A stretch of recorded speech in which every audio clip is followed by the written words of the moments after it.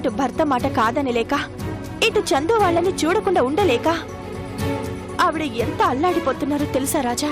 మర్చిపోయి ఆఫీస్కి బయలుదేరారా ఏంటి డాడీ? లేదమ్మా, కొత్త ఆఫీస్ వెతుక్కోవడానికి బయలుదేరాను. అదిగో మా మమ్మీ ఫోటో. మీరు చూసిన ఫోటో ఇదేగా?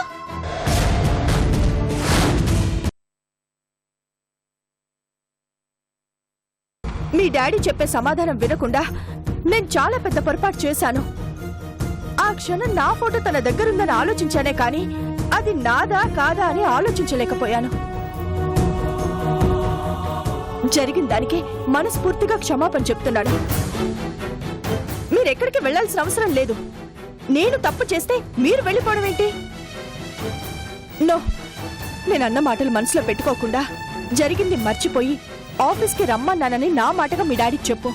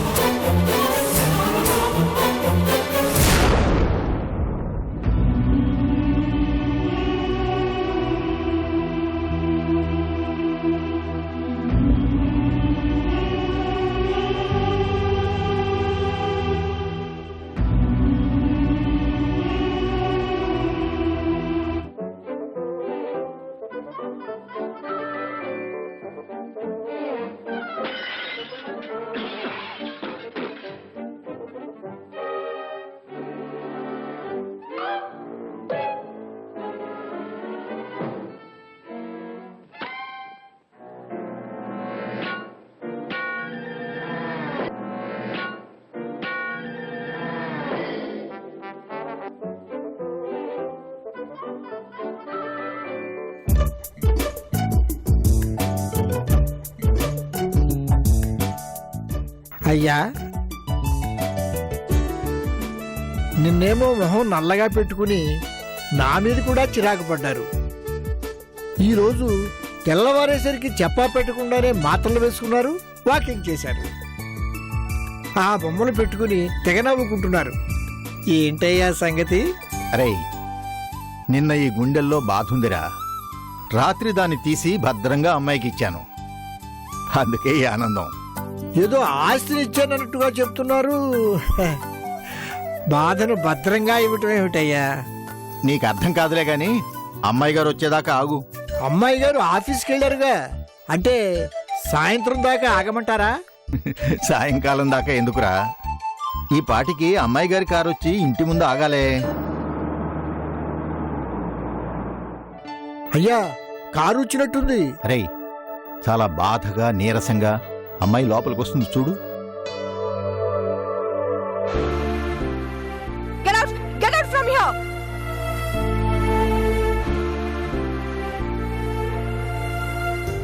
ఏంటయ్యా, తమరు అంతా చూసినట్టే చెప్తున్నారు? అదంతా తావీజ్ మహిమరా.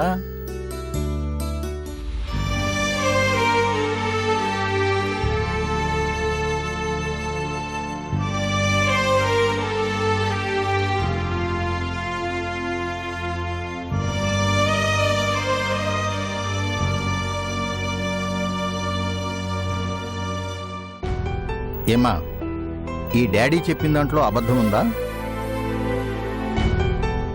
నమ్మలేకపోతున్నాను డాడీ.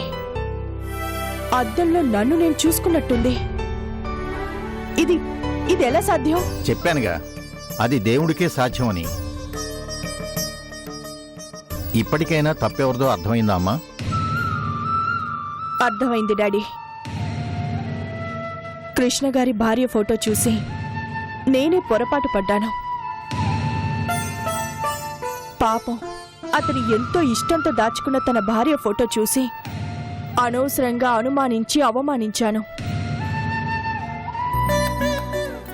అందుకేనమ్మా, ఆవేశంలో కూడా ఒక క్షణం ఆలోచించాలి. చంపేయాలన్నంత కోపం వచ్చినా అవతలవాడి సమాధానం ఒక నిమిషం వినాలి. అడ్మినిస్ట్రేటర్ స్థాయిలో ఉన్నవారికి ఉండవలసిన మొదటి లక్షణం వినటం. 100 మాటలు వినాలి. ఒక్క మాట మాట్లాడినా అది శాసనం అవ్వాలి. వాళ్లేనమ్మా నిజమైన అడ్మినిస్ట్రేటర్సు. ఒక్క క్షణం అతని సమాధానం వినుంటే నీకింత నరకం ఉండేది కాదు కదమ్మా. ఒక మనిషిని ఉద్యోగంలో నుంచి తీసేసి వీధిన పడేసేటంత తప్పు జరిగేదే కాదు. Sorry daddy, really I'm very sorry. ఎదుటి వాళ్ల మాట వినకపోతే ఇంత నష్టం వస్తుంది అని నాకు తెలీదు. జరిగిన నష్టం అర్థమైంది కదమ్మా. మరి ఏ నిర్ణయం తీసుకున్నావు తల్లి? సారీ చెప్పాలనుకుంటే కృష్ణ గారి ఇంట్లో లేరు డాడీ. అందుకే వాళ్ళ అమ్మాయి చందుకి సారీ చెప్పి కృష్ణ గారిని మళ్ళీ వచ్చి జాబ్లో జాయిన్ అవ్వమని చెప్పాను. పంటను చూస్తే ఆ పొలం గొప్పతనం అర్థమవుతుంది. బిడ్డను చూస్తే ఆ తల్లిదండ్రుల గొప్పతనం అర్థమవుతుంది. కృష్ణే కాదమ్మా, చందు కూడా చాలా మంచిది.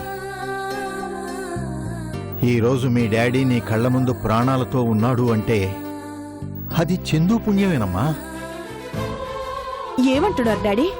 అవునమ్మా, ఒకరోజు వాకింగ్ అని పార్కుకు వెళ్ళినప్పుడు ఆ రోజు ఆ చిట్టి చేతులు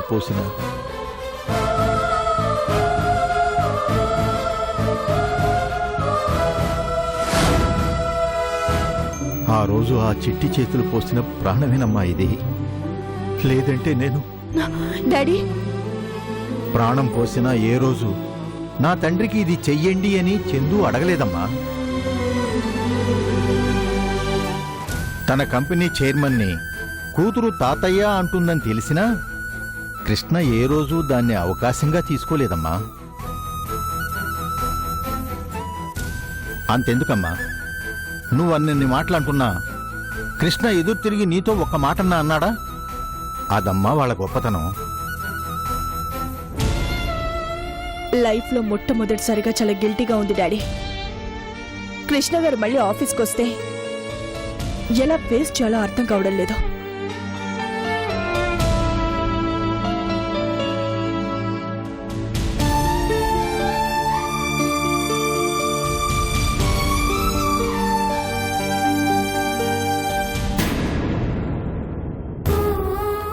అమ్మాయి గారు ఇంతగా బాధపడటం నేనెప్పుడూ చూడలేదయ్యా. అందరూ అసహ్యించుకునే గొంగళిపురుగు కూడా దశలవారీగా సీతాకోకచిలుకవుతుంది. అందరూ అహంకారి అనుకునే నా కూతుర్ని కూడా అభిమానించటానికి మొదటి దశ పూర్తయింది.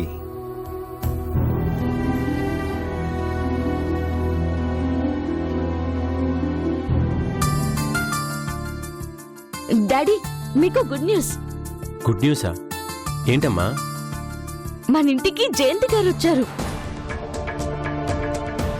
జయంతి గారు మన ఇంటికి వచ్చారా? అవును డాడీ. ఏ వచ్చి మళ్ళీ ఏమైనా గొడవ చేశారా? చచా, గొడవ చేయడం రాలేదు డాడీ. మరి జరిగిన దానికి సారీ చెప్పడానికి వచ్చారు. సారీ చెప్పాలనా? అవును డాడీ. ఆవిడ సారీ కూడా చెప్తుందా? నిజం డాడీ. మమ్మీ తనలా ఉందని తెలియదు కదా. వచ్చి మమ్మీ ఫోటో చూసింది. ఆవిడ కూడా ఆశ్చర్యపోయింది. మీ డాడీ దగ్గర ఫోటో చూసి అది నా ఫోటో అని అపార్థం చేసుకుని మీ డాడీని అవమానించాను, జరిగిన దానికి మనస్ఫూర్తిగా క్షమాపణ చెప్పాలని వచ్చాను అన్నారు. అంతేగా డాడీ, జరిగింది మనసులో పెట్టుకోకుండా వచ్చి జాబ్లో జాయిన్ అవ్వమని కూడా చెప్పారు. ఇక మీరు జాబ్ కోసం బయట ట్రై చేయాల్సిన అవసరం లేదు డాడీ. కొన్ని గాయాలకి మాటలు కూడా మందుల్లా పనిచేస్తాయమ్మా. కానీ ఈ గాయం మాటలకి మానిపోయేది కాదు.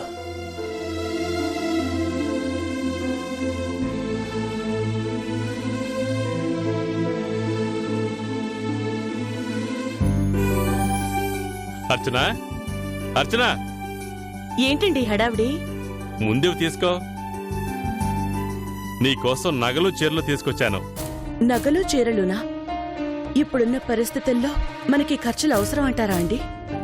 ఇప్పుడున్న పరిస్థితులు అంటే ఇంకా మనం అలాగే ఉన్నాం అనుకున్నావా? అయిపోయింది అర్చన, మన పొజిషన్ మారిపోయింది.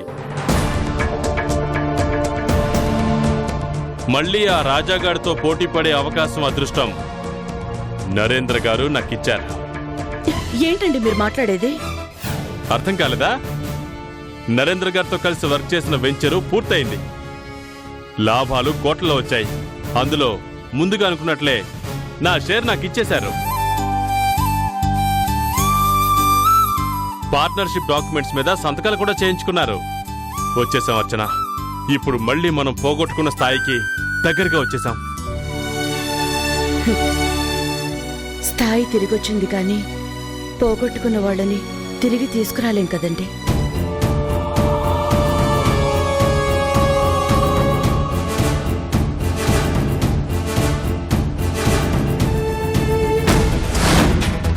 నేనెంత సంతోషం కలిగించే విషయం చెప్తుంటే నువ్వింకా వాళ్ళ గురించి ఆలోచిస్తున్నావా? ఆనందం ఆస్తిలో కాదండి, అయిన వాళ్లలో ఉంటుంది. నాకు ఈ ఆస్తిలోనే ఉంది. ఇవి లేకనగా ఇన్ని కష్టాలు, ఇన్ని కన్నీళ్లు, ఇన్ని అవమానాలు. ఒకనాడు కొడుకుని ఫారెన్ పంపించడానికి నీకు నాకు ఎంతో ఇష్టమైన నగ అమ్మేశాం. కానీ ఈరోజు చూడు, ఇదిగో చూడొచ్చునా, డైమండ్ నెక్లెస్. దీని కాస్ట్ ఎంతో తెలుసా? 8 లక్షలు. ఇది గోల్డ్ చైన్. దీని కాస్ట్ ఎంతో తెలుసా? 4 lakhs. ఇవిగో ఈ కమ్మలో 2 లక్షలు. ఇదిగో ఈ శారీ చూడు, 75,000 అర్చన. ఇదిగో ఇది కొత్తగా వచ్చిన డిజైన్, ఆల్మోస్ట్ 1 lakh అర్చన. ఇవన్నీ ఎవరి వల్ల వచ్చాయి? కేవలం ఆస్తి వలన. అంతేకాని అయిన వాళ్ల వల్ల కాదు. ఇంకా రావాల్సినవి, రాబట్టుకోవాల్సినవి చాలా ఉన్నాయి అర్చన. పడిపోయాను, పైకి లేవలేను అని ఆ రాజాగాడు నన్ను చాలా సందర్భాల్లో అవమానించాడు. ఇన్ని రోజులు ఈ ఆస్తి లేకనే నేను వాణ్ణి ఏమీ చేయలేకపోయాను. ఇప్పుడు చూపిస్తాను రామ్ ప్రసాద్ అంటే ఏమిటో, రామ్ ప్రసాద్ దెబ్బంటే ఎలా ఉంటుందో. ఏమండి, ఒకప్పుడు ఈ ఆవేశంతోనే అన్నీ పోగొట్టుకుని వీధుల పాలయ్యాం. మళ్ళీ మెట్టెక్కగానే అదే దారిలో వెళ్తా అంటున్నారు. వద్దండి, మనకి మళ్ళీ మంచి రోజులొచ్చాయి. దేవుడు సంతోషంగా బతకడానికి కొత్త దారి చూపించాడు. ఇప్పుడు పగలు పంతాల గురించి కాదు, పోగొట్టుకున్న బంధాల్ని వెతుక్కుందాం, దూరమైన అభిమానాన్ని దగ్గరికి తీసుకుందాం. అర్చన, నేనింతకాలం బతికిందే పొగ కోసం, ఆ రాజాగాన్ని పడగొట్టడం కోసం. నన్ను ప్రోత్సహించడం నీకెలాగో తెలియదు. కనీసం అడ్డుపడకుండా ఉండు చాలు. భారీగా చీరలడుగు, నగలడుగు. అంతేకాని వద్దనుకున్న బంధాల్ని మాత్రం దయచేసి అడక్కు.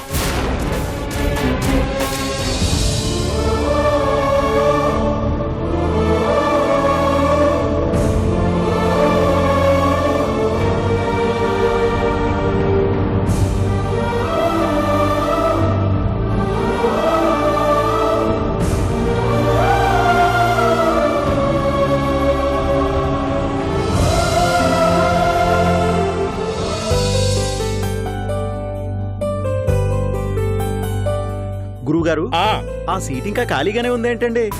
వచ్చిన వాళ్ళు పట్టుమని 10 రోజులు కూడా ఉండరు ఆ సీట్లు. కొత్త వాళ్ళు మాత్రం ఎలా వస్తారా? ఆ సీటుకి ఇంకా మోక్షం ఎప్పుడో ఏంటో. ఎప్పుడొచ్చినా ఎవరొచ్చినా ఆ సీట్లో మహా అయితే 10 రోజులు, లేకపోతే 15 రోజులు. నువ్వు పని చూసుకోరా. అలాగే గురుగారు. Good morning madam.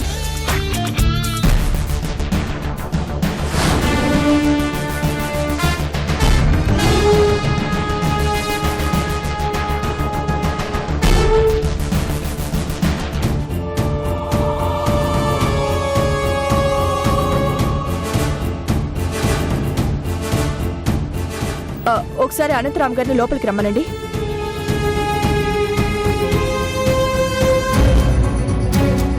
Good morning madam. Good morning. Krishna గారికి ఫైల్ ఇచ్చి కొత్త వెంచర్కి సంబంధించిన డిజైన్స్ ని రెడీ చేయమని చెప్పండి. కృష్ణని జాబ్లో తీసేశారు కదా మేడం? లేదు, తను వస్తాడు. కృష్ణ మళ్ళీ వస్తున్నాడా? చాలా మంచి విషయం చెప్పారు మేడం. ఒక మంచి ఎఫిషియెంట్ వర్కర్ని మనం దూరం చేసుకున్నామనే ఫీలింగ్ ఉంది. కృష్ణ వస్తున్నాడు అంటే ఐఎమ్ వెరీ హ్యాపీ మేడం. రాగానే నా క్యాబిన్లోకి రాలేకపోవచ్చు, అందుకే ఈ ఫైల్ మిమ్మల్ని ఇవ్వమని చెప్తున్నాను. అలాగే మేడం, కృష్ణ రాగానే ఈ వర్క్ అప్పగిస్తాను. మ్.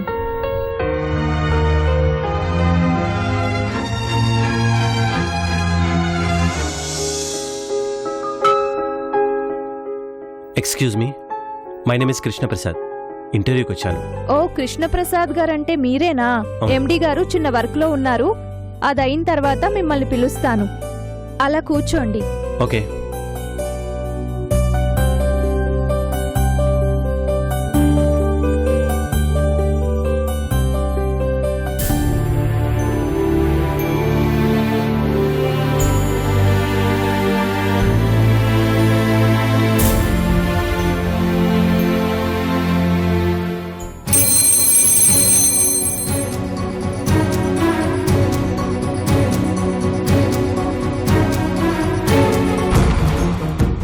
ఏంటి, బిల్డర్ రాజా గారు ఇంకా రాలేదా? రాలేదు సార్, కృష్ణప్రసాద్ గారిని ఇంటర్వ్యూకి వచ్చారు. వెయిట్ చేయమనండి. రాజా గారు వచ్చాక అతన్ని పంపించండి. అలాగే సార్.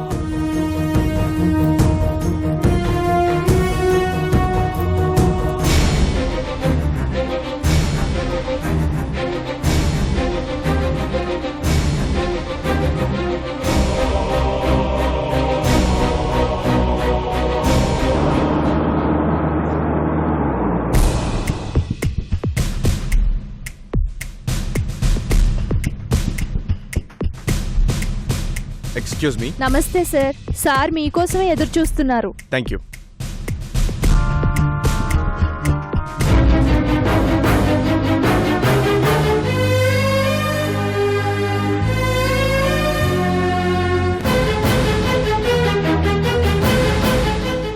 అంకుల్, మీరేంటి ఇక్కడ? ఏదైనా ఆఫీస్ వర్క్ మీద వచ్చారా? ఇంటర్వ్యూకి వచ్చాను. ఇంటర్వ్యూకా? అదేంటి, జయంతి గారు ఆఫీస్లో వర్క్ చేస్తున్నారుగా? అక్కడ జాబ్ పోయింది, అందుకే జాబ్ వెతుక్కుంటే ఇక్కడికి వచ్చాను. జాబ్ పోవడం ఏంటి అంకుల్? వాళ్ళు మిమ్మల్ని బాగానే చూసుకుంటున్నారుగా. ఆ రోజు నన్ను పిలిపించాలి అనుకున్నప్పుడు కూడా మీ హెల్పేగా తీసుకున్నారు. సడన్గా ఏమైంది? నేను అక్కడ వర్కర్నే గానీ ఓనర్ని కాదు కదా రాజా. వాళ్ళకి నచ్చినంతకాలం ఉన్నాను, నచ్చలేదు వచ్చేసాను. అసలు మీరు ఒకరి దగ్గర పనిచేయాల్సిన అవసరం ఏంటి అంకుల్? మీ అన్నయ్యకి మీ ద్వారా పరిచయమైన నరేంద్ర గారు ఈరోజు ఆయనకి మంచి లైఫ్ చూపించారు. సరే, మీ అన్నయ్యతో మీకు కుదరక మీరు దూరంగా వచ్చేశారు. మీకు తెలియని బిజినెస్ కాదు, మీకు ఎంత కావాలన్నా నేను ఇస్తాను. పోనీ అది అప్పుగానే తీసుకోండి. మీ వ్యక్తిత్వం చంపుకొని నా దగ్గర పనిచేయమను, నా దగ్గర హెల్ప్ తీసుకోమనో నేను చెప్పను. కేవలం అప్పుగా తీసుకోండి, మీకు నచ్చిన బిజినెస్ చేసుకోండి. నీ అభిమానానికి థ్యాంక్స్ రాజా. మాధవిని 1-2 సార్లు కాపాడారు. అలాంటి మీకోసం నేనేం చేసినా తక్కువే. ఇంకా మీరెవరి దగ్గర ఉద్యోగం చేయాల్సిన అవసరం లేదు, మీకు నేనున్నాను. ఈ కంపెనీ ఎండి నా ఫ్రెండే. చిన్న పని మీద వచ్చాను, మాట్లాడేసి వస్తాను. కొద్దిసేపు వెయిట్ చేయండి, వచ్చాక మిగిలిన విషయాలు మాట్లాడుకుందాం. ప్లీజ్ వెయిట్ చేయండి, ఇప్పుడే వచ్చేస్తాను.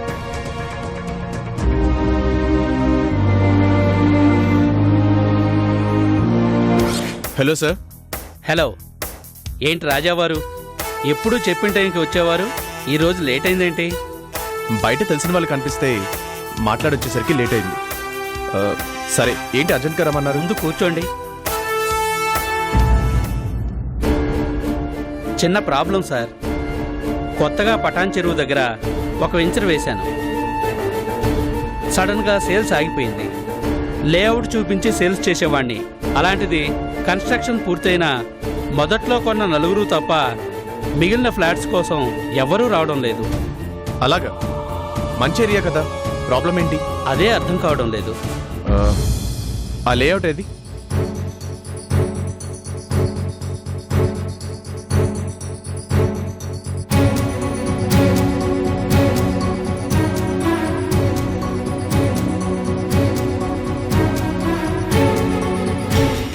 ప్రాబ్లం ఇక్కడుంది. ఏంటది? మీ వెంచర్కి కొంచెం దూరంలో రీసెంట్గా ఒక అపార్ట్మెంట్ ఫస్ట్ ఫ్లోర్ వరకు కుంగిపోయింది. దాని ఎఫెక్ట్ మీ వెంచర్ మీద పడింది. అలాగా? ఇప్పుడు ఎలా? జనం భయపడుతున్న విషయాన్నే మీరు ఎగ్జాంపుల్గా చెప్పి ఎలాంటి ప్రతికూల పరిస్థితుల్లోనైనా తట్టుకునేలాగా కన్స్ట్రక్షన్ చేయడం జరిగింది అని పబ్లిసిటీ ఇవ్వడమే. జనానికి కావాల్సింది నమ్మకం, భరోసానే. వాళ్ళ భయం ఆ అపార్ట్మెంట్ తానే మీ అపార్ట్మెంట్ అవుతుందేమో అని. ఓ పని చేయండి, మీరు రివర్స్లో వెళ్ళండి. ఆ అపార్ట్మెంట్లా మా అపార్ట్మెంట్ అవ్వదు అని. వర్కౌట్ అవుతుందంటారా సార్? వారంలో మీరే ఫోన్ చేస్తారు చూడండి, మా అపార్ట్మెంట్ అంతా ఆక్యుపై అయిపోయిందని. మీ మాటలు విన్నాకే నాకు కాస్త ధైర్యం వచ్చింది సార్. ఓకే సార్, బయట నా కోసం ఒక పర్సన్ వెయిట్ చేస్తున్నారు. నేను మళ్ళీ కలుస్తాను. Bye. Bye sir, thank you very much. ఈ ఫార్మాలిటీసే వద్దు.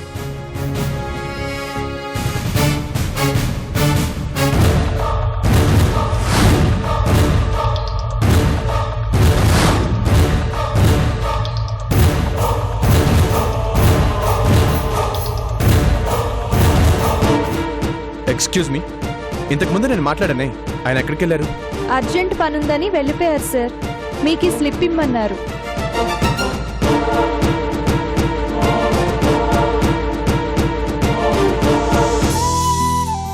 నీ అభిమానానికి థ్యాంక్స్. నీ మంచితనాన్ని మరోసారి దుర్వినియోగం చేసుకోలేను. సారీ రాజా.